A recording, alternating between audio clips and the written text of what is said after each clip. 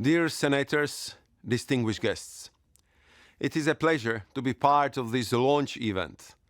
I want to thank my friend Ernest Moniz, President and the CEO of the Energy Futures Initiative Foundation, for inviting me to present the European perspective. I want to use this opportunity to convey three main messages. First, that natural gas has a role to play as a transitional fuel, something reflected in the COP28 conclusions. It will help ensure our energy security and energy equity as our economies decarbonize, given its associated emissions are half of those of the coal and third of oil.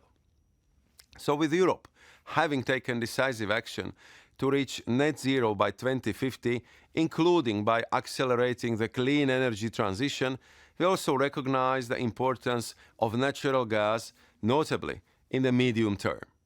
And LNG in particular will continue to represent a significant source of gas for the EU, especially in those countries where infrastructure bottlenecks are limiting pipeline supplies. Given this, I'm delighted with the success of the joint purchase of gas under the EU energy platform. Within a year of its launch, it had attracted short to medium supply offers of 160 billion cubic meters of gas from global producers. And I encourage all gas producers, exporters and traders to take part in the survey we have launched to gauge the interest in the long-term product on the platform of up to 20 years, which runs for another week or so. Second, for natural gas to be successful as a transitional fuel, we need prolonged stability on global markets. Europe has had to tackle its worst ever energy crisis caused by Russia's illegal invasion of Ukraine and its subsequent weaponization of energy resources. That we have withstood this challenge was in a large part thanks to the excellent energy partnership between the EU and the US. American LNG made a significant contribution to Europe's security and its ability to bring down energy prices and phase out 100 billion cubic meters of Russian gas imports within a year. But while the situation has now stabilized, we must remain vigilant. And with the US now acting as guarantor of global energy security, thanks to its LNG, any decision that may give the market jitters should be carefully considered.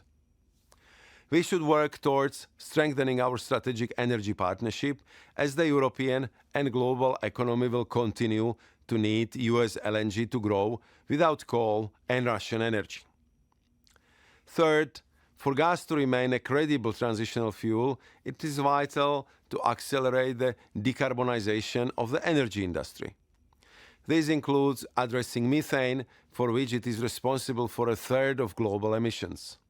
Hence the crucial importance of initiatives such as the Global Methane Pledge, launched by European Commission's President von der Leyen and President Biden at COP26 in Glasgow in 2021.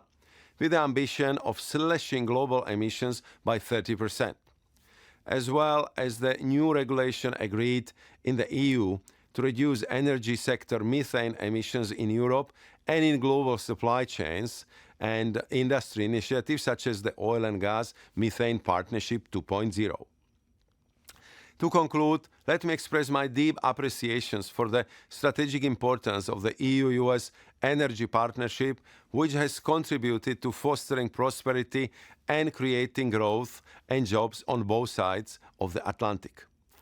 I believe we should further expand this cooperation while simultaneously building stronger ties in the clean tech sector that will power the world's economy for the rest of the century.